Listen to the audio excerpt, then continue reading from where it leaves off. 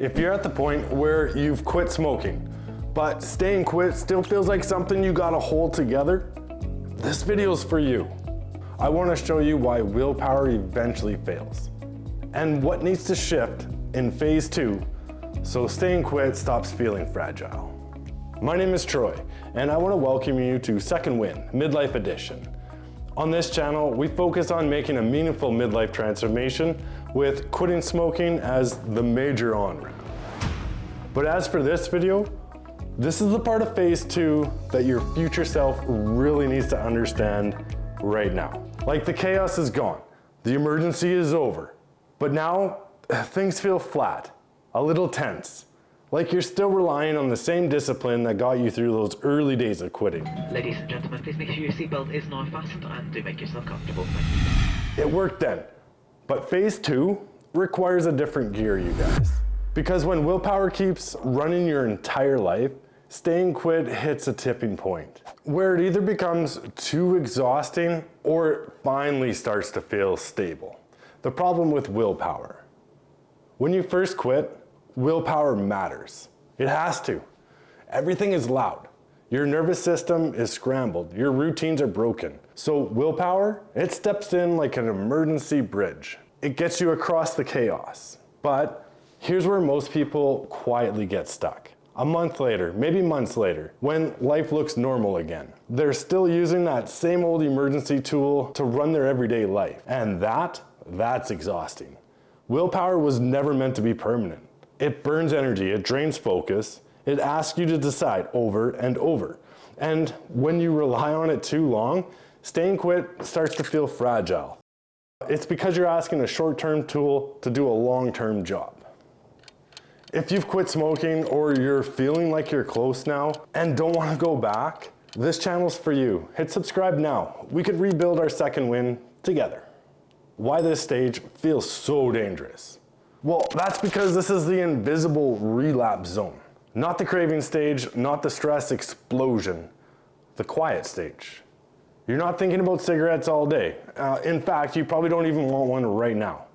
But something still feels off. You start thinking things like, I should be over this by now. Or, why does this still feel this hard? I just want relief. In whatever form it comes. And that's the key.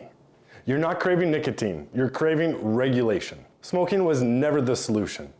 It was the fastest regulator that you learned. So when life presses, your brain reaches for things that used to work. That doesn't mean you're failing. It means the system just hasn't been upgraded yet.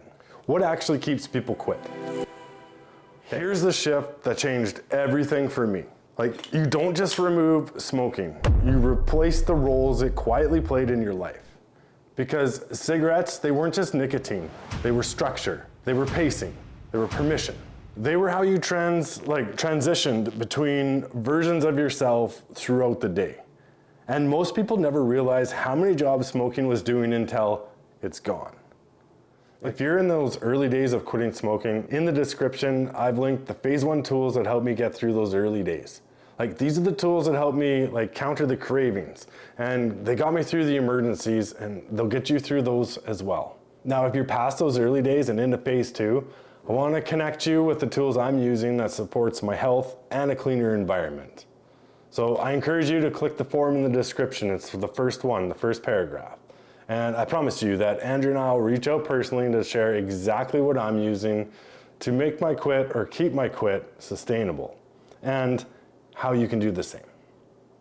Like, smoking gave you permission to pause when things got loud. It gave you a ritual when you felt overwhelmed but didn't know what to do with that feeling. It gave you a predictable reset button after stressful arguments, long drives, awkward social moments, pressure at work, or even moments where you just didn't feel like yourself anymore. It created chapters in your day, like, I smoke before this, or I smoke after that. Let me step outside and reset. When you quit smoking, you don't just lose nicotine, you lose the most reliable transition system you built. And if you don't rebuild that system intentionally, your brain will keep searching for it. That's why phase 2 isn't about more discipline. It's about replacing those invisible jobs smoking used to do. By understanding this, I started realizing where the 3 areas I had to rebuild. Not perfectly, just intentionally. Energy rhythm, not energy bursts. Smoking gave me artificial spikes and resets. Without it, my energy felt unpredictable, sometimes wired, sometimes drained, sometimes restless. So instead of chasing motivation, I started paying attention to the rhythm. When my body naturally wanted to move, when does it need recovery? What fuels me instead of just stimulating me? When energy stabilizes, cravings stop feeling like emergencies and they just become signals. Learning to process in real time. Smoking used to help me postpone feelings, not solve them. Postpone them. Like frustrated, smoke. Stimulated, smoke. Feeling not good enough, smoke. When that disappeared, I had to learn how to let stress move through me instead of letting it park inside of me. That didn't look like motivation. It looked like learning how to sit with that tension long enough for it to pass. Like learning how to recognize when I'm overwhelmed instead of numbing it instantly. Learning how to downshift instead of overpowering it. That's where real stability started building. Environmental design. This one surprised me probably the most because I thought quitting was about internal strength in the beginning. And it turns out it's mostly about external friction. What you breathe, what you consume, what you're surrounded by, how your day is structured, like how much stress your body is carrying from your environment.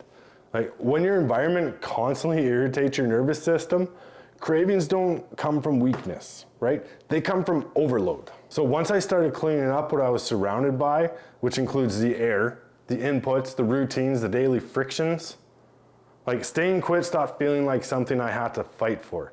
And it started feeling like something more natural, like something my life naturally supported. When those 3 areas started stabilizing, something happened. Staying quit stopped feeling like a daily decision, and it started feeling more like my new baseline. Not because I'm stronger, just because my life stopped pulling me backwards.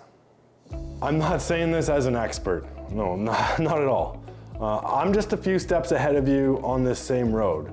And I noticed early that the people who relapse, they're not lazy and they're not undisciplined. They're just leaking energy in places they don't see yet. They don't need more motivation. They need fewer leaks. Because when you plug those leaks, willpower fades into the background, exactly where it belongs. In the first video, I asked the question, you quit smoking, now what?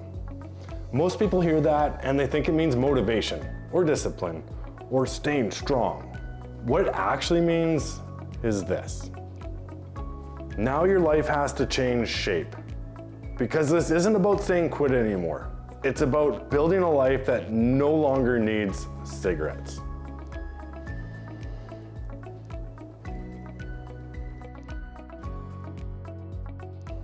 The end.